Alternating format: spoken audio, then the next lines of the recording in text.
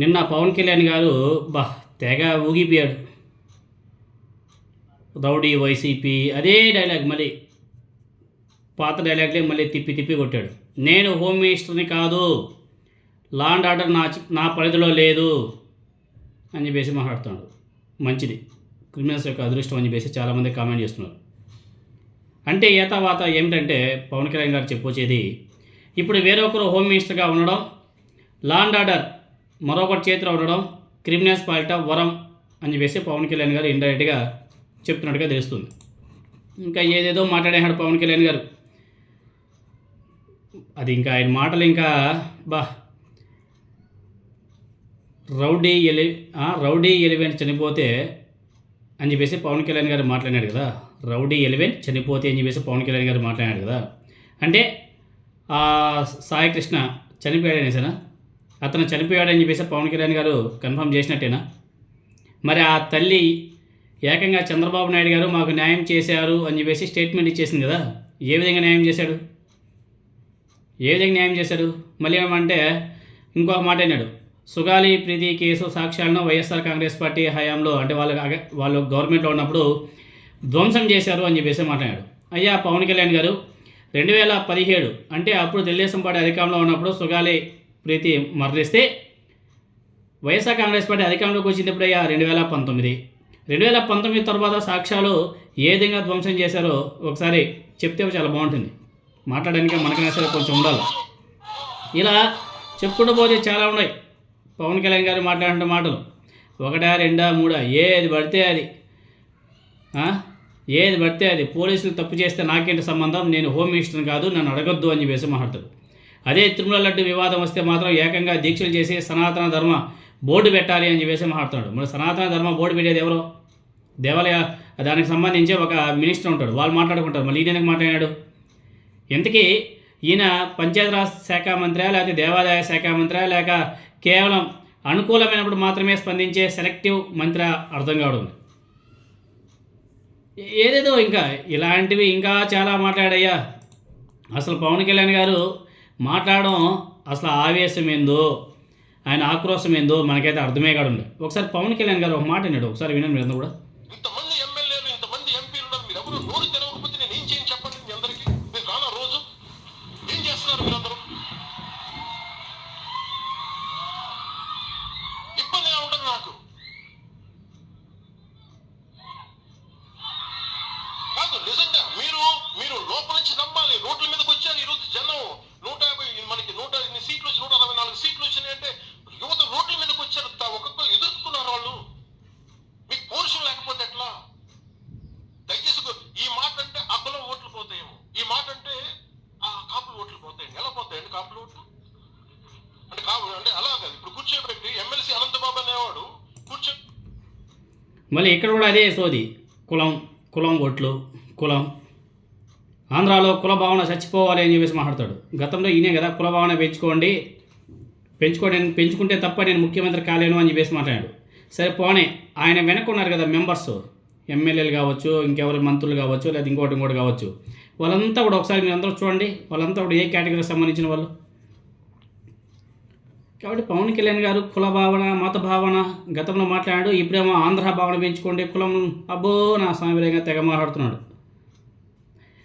అసలు పవన్ కళ్యాణ్ గారి ఆక్రోశం దేనికి అర్థం కావడం లేదు. లాకప్ డెత్ జరిగిందని ఆరోపణలు వస్తుంటే, ఒక వ్యక్తి ఆచూకీ మీద ప్రశ్న వస్తుంటే, ఒక తల్లి తన కుమారుడి కోసం పోలీస్ స్టేషన్లో, ఆసుపత్రుల్లో, మార్చుల్లో తిరుగుతుంటే చర్చ జరగాల్సింది దేని మీద? తోటి ఎమ్మెల్యేలు మాట్లాడారా లేదా అన్న దాని మీద, లేకపోతే పోలీసుల వ్యవహార శైలి మీద ప్రజలు అడుగుతున్నది చాలా సింపుల్ కదా. సాయి కృష్ణ ఎక్కడ, అతను ఎవరు తీసుకెళ్లారు, ఎప్పుడు తీసుకెళ్లారు, అతను ఆచూకీ ఏమిటి? ఈ ప్రశ్నలకు సమాధానం చెప్పాల్సింది ఎవరు? ప్రభుత్వంలో ఉన్నటువంటి వ్యక్తులు మీరే కదా. కానీ ఈ ప్రశ్నలకు సమాధానం చెప్పకుండా ఎమ్మెల్యేలు మాట్లాడలేదు, నాయకులు స్పందించలేదు అనే చర్చ అటువైపు మళ్లించడం ఎందుకో మనకైతే అర్థం కావడం లేదు. ఎన్నికలకు ముందు నా కులం నాకు అండగా ఉండాలి, నన్ను గెలిపించాలి, నన్ను ఆదరించాలి, మీరందరూ కూడా మూకుమ్మడిగా ఉంటేనే కదా నేను ముఖ్యమంత్రి అవుతాను అని చెప్పేసి భావోద్వేగ ప్రసంగాలు చేసి ఆ కమ్యూనిటీని మొత్తాన్ని కూడా మోసం చేశాడు.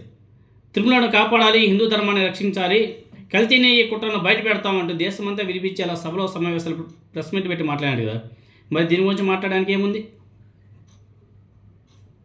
ఏముంది రౌడీ షీటర్ ఎలా మనం ప్రోత్సహిస్తామని చెప్పేసి మాట్లాడతారు. మరి అదే రౌడీ షీటర్ ఇంటికి మొన్న మీ ముఖ్యమంత్రి చంద్రబాబు నాయుడు గారు వెళ్ళాడు. నిన్న ఉదయం మీ పార్టీకి సంబంధించినటువంటి ఆయన సామినేని ఉదయ్ భాను గారు వెళ్ళాడు. సామినేని గారు కూడా వెళ్ళాడు.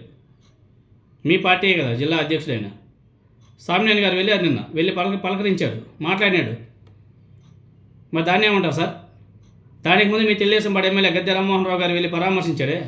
ఏకంగా మీ ముఖ్యమంత్రి వెళ్ళి పరామర్శించాడు కదా సార్. మరి మీరే ఇక్కడ కూర్చొని మైకులు పట్టుకొని రౌడీ షీటర్ని ఎలా ప్రోత్సహిస్తామని చెప్పేసి మాట్లాడుతారు. ఏమనంటే మళ్ళీ అనంతబాబు గారు గురించి మాట్లాడుతాడు. అనంతబాబు గారు ఆయన ఒకవేళ నిజంగానే ఆయన చంపేసి ఉంటే డెడ్ బాడీని తీసుకెళ్ళి వాళ్ళకి అప్పగించాడు. కానీ దరిద్రం ఏమంటే మీ కుటుంబ ప్రభుత్వం మొన్న సాయి కృష్ణది డెడ్ బాడీ లేకుండా చేశారు కదా, కాల్చి పడేసినారు కదా. అదొక ఇన్సిడెంట్ అయితే తర్వాత దానికి ముందు శ్రీకాళహస్తిలో మీ కోట వినూత దంపతులు ఏకంగా చంపేసి తీసుకెళ్ళి డెడ్ బాడీని నదిలో పడేసినారు కదా, కనిపించకుండా చేసేశారు కదా. దాన్ని ఏమంటారు సార్? ఫస్ట్ వాటి గురించి ఇప్పుడు మాట్లాడాను సార్. తర్వాత కానీ మళ్ళీ ఆనందబాబు గారి గురించి మాట్లాడుకుందాం. ఆయన డెడ్ బాడీని తీసుకెళ్ళి వాళ్ళ ఫ్యామిలీకి అప్పగించాడు. కానీ ఈ సాయికృష్ణ విషయంలో అదేవిధంగా కోట వినూత దంపతులు చేసినటువంటి వ్యవహారంలో డెడ్ బాడీ కూడా రాలేదు కదా, అదృష్టం అయిపోయాయి. ఎవడో చెన్నైలో పోలీసులు పట్టుకొని ఆ డెడ్ బాడీని అప్పగిస్తే అది కొలిక్కి వచ్చింది. అసలు సాయికృష్ణది అయితే డెడ్ బాడీ లేదు కదా, కాల్చి పడేసినారు కదా, పూర్తి చేస్తారు కదా. ఎందుకు సార్ ఇటువంటి ఆవేశం మాటలు? పనికొచ్చే మాటలు మాట్లాడండి. ఆవేశంగా మాట్లాడతాడు, ఏది పడితే మాట్లాడతాడు, ప్రజలంతా కూడా మభ్యపెట్టేస్తారు. ఇంకా ఆయన మన అబ్బులు తిప్పుతుంటే కూడా ఎదురుగా ఉన్నటువంటి వాళ్ళు చప్పట్లు కొడతారు, వీళ్ళేస్తారు. అది ఏందో మనకైతే అర్థమయ్యేదిలే, పోయేదిలే. అసలు ఇంకోటి ఏమంటే అయ్యా పవన్ కళ్యాణ్ గారు ఇంకొక మాట, మీ చంద్రబాబు నాయుడు గారికి తెలుగుదేశం పార్టీకి మీ కూటమి ప్రభుత్వం తరపున వాదనలు వినిపించే లాయర్ ఎవరు చేసిన సిద్ధార్థ లోత్రా. దస్తగిరి తెలిసిన ఎవరో మీకు, వివేకానంద రెడ్డి గారిని గొడ్డలతో అడ్డంగా నరికినటువంటి వ్యక్తి దస్తగిరి.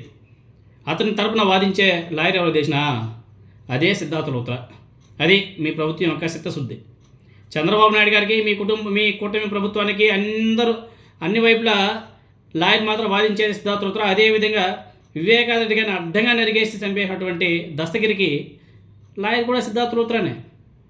ప్రభుత్వమే ఇండైరెక్ట్గా తెలుగుదేశం పార్టీ నాయకులే డబ్బులు ఇచ్చి మేపుతున్నారు ఆయన్ని. వీటికి ఎవరు సమాధానం చెప్తారు సార్? ఇంకోటి ఏమంటే రౌడీ ఎలిమెంట్ చనిపోతే అంటున్నారు కదా. మీ పార్టీ నాయకుడు ఒక ఆయన ఎవరో పేరు గుర్తురాలేదు కానీ ఏకంగా వెళ్ళి వాళ్ళతో రాజీ పడ్డాడంట, రాజీ కోసం వెళ్ళాడంట, డబ్బులు కూడా ఆఫర్ చేశాడంట. అయినా 2 బెత్తం దెబ్బలో అనాల్సింది పోయి ఆయన డైరెక్ట్గా వెళ్ళి మొత్తం డీల్ చేసుకుంటున్నాడు. మీ నాయకులు వెళ్ళి పరామర్శలు చేసుకుంటున్నారు. ఇలా చెప్పుకుంటూ పోతే బోల్డ్ ఉన్నాయి సార్. ఎందుకు సార్ మీ పరువుని మీరే తీసుకుంటారు?